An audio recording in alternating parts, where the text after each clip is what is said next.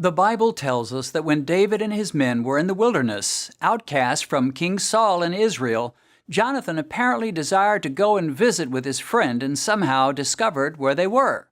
When Jonathan met with his fugitive friend David, he made it clear that he knew full well David was ordained by God to be the next king. He told David, "Do not fear, for the hand of Saul my father shall not find you. You shall be king over Israel, and I shall be next to you. Even my father Saul knows that." Not only does Jonathan see David as Israel's next king, he sees himself serving in David's administration as his right-hand man. "I shall be next to you." But Jonathan's plan to serve as David's right-hand man never happened. And we find the reason this never happened in the very story of the two men's clandestine meeting in the forest. After reaffirming their covenant of friendship, the Bible says, "And David stayed in the woods, and Jonathan went to his own house." Now, at first glance, this doesn't seem to be significant, but in truth, this was a life-changing and destiny-changing act that was occurring.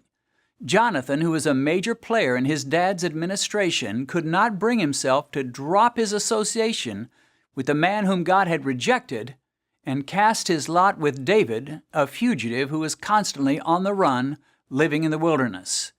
Jonathan was a good man, an honorable man, and he probably felt it would have been disloyal to have left his dad and followed David. But this decision to go back home and continue on as usual cost him his life and the opportunity to serve his friend David for many long decades. Within a few years, Saul and the army of Israel would be engaged in a ferocious battle with the Philistines. Jonathan would fight by his father's side and die by his father's side. By turning around and going back home, Jonathan sealed his fate and died a young man.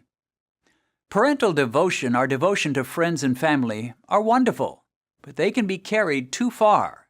Jesus declared, "If anyone comes to me and does not hate his father and mother, wife and children, brothers and sisters, yes, and his own life also, he cannot be my disciple."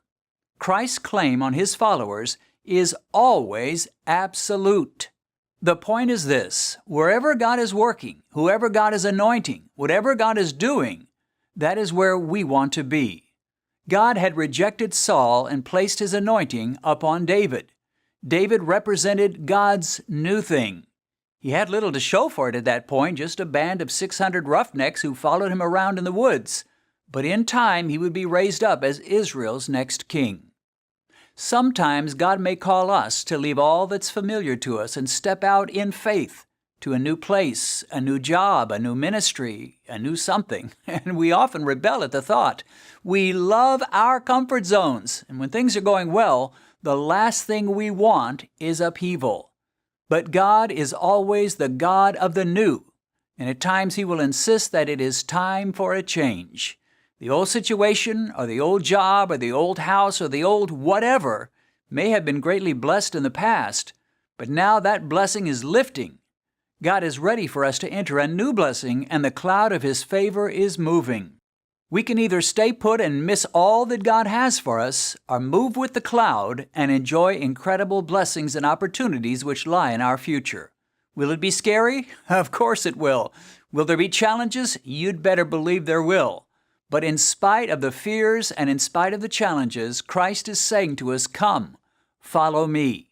To believe on Jesus Christ is to receive the gift of eternal life, but it also involves becoming a follower of Jesus. When Jesus called His disciples, the word was always to follow me. They did not choose their own way. When you receive Jesus, there'll always be old things to leave behind and new things to embrace. For most of us, there'll be at least a few times in our lives when the Holy Spirit will direct us to make a sharp right turn or even a U-turn. Like Jonathan, we may be tempted to stay where things are comfortable, but we must never give in to this fleshly temptation. Wherever our Master goes, we will follow.